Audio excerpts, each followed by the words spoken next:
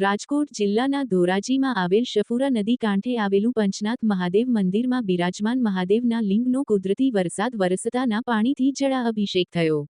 સૌરાષ્ટ્ર ગુજરાતમાં મેઘરાજા ઓળગોળ પ્રકારે વરસી રહ્યા છે અને આજરોજ બપોર બાદ ધોરાજી પંથકમાં ધોધમાર વરસાદ પડ્યો હતો અને નદી નાળા અને ચેકડેમ પણ વરસાદી પાણીથી ભરાઈ ગયા હતા અને ધોરાજીમાં શફુરા નદી કાંઠે આવેલું પૌરાણિક મંદિર એટલે પંચનાથ મહાદેવ મંદિર. આ મંદિરમાં આ ચોમાસુ સિઝનમાં પહેલી વખત શફુરા નદી બે કાંઠે વહેતી થઈ હતી. સાથોસાથ પંચનાથ મહાદેવ મંદિરમાં બિરાજમાન મહાદેવની લિંગનો પણ કુદરતી રીતે વરસતો વરસાદને પગલે જળાભિષેક થયો હતો અને આ પંચનાથ મહાદેવ મંદિરમાં દર વર્ષે ચોમાસુ જામી અને વરસાદ પડતાની સાથે મંદિરમાં વરસાદ ઘૂસી જતા હોય છે અને મહાદેવની લિંગનો કુદરતી રીતે જળાભિષેક થતો હોય છે અને આ નજારો જોવા જેવો હોય છે. ત્યારે ધોરાજીમાં આજરોજ પહેલીવાર પંચનાથ મહાદેવ મંદિરમાં બિરાજમાન મહાદેવની લિંગ ઉપર વરસાદી પાણીથી જળાભિષેક થતા આનંદ છવાઈ ગયો હતો.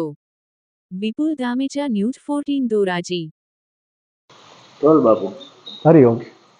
આજે 3/7/2025 રોજ ધોરાજીની અંદર ખૂબ વરસાદ થયો છે. શફુરા નદી પણ બે કિનારે જઈ રહી છે. પંચનાથ મહાદેવના મંદિરને આજ પ્રથમવાર ભગવાનને જલાભિષેક કરી શફુરા નદી પણ ધન્યતા અનુભવે છે. અમે પણ અમારો સામાન ચારો તરફ ઉપર મૂકી અને અમારી સેફટી માટે બધી વસ્તુ જે સ્થાન ઉપર શોભે ત્યાં રાખી દીધી છે. પત્રકાર મિત્રોએ પણ આપણે ખૂબ શફુરા નદીને બે કિનારે જતા દર્શન કરાવ્યા છે.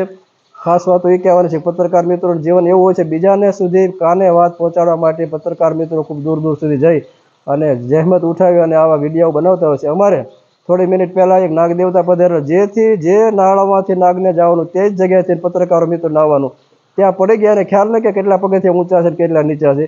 આ કામ બહુ કઠિન છે, પરંતુ છતાંય આપણા ગુજરાતી ભારતીય લોકો આવા મીડિયાના માધ્યમ દ્વારા આપણને ઘરે ઘરે સંદેશ પહોંચાડે છે.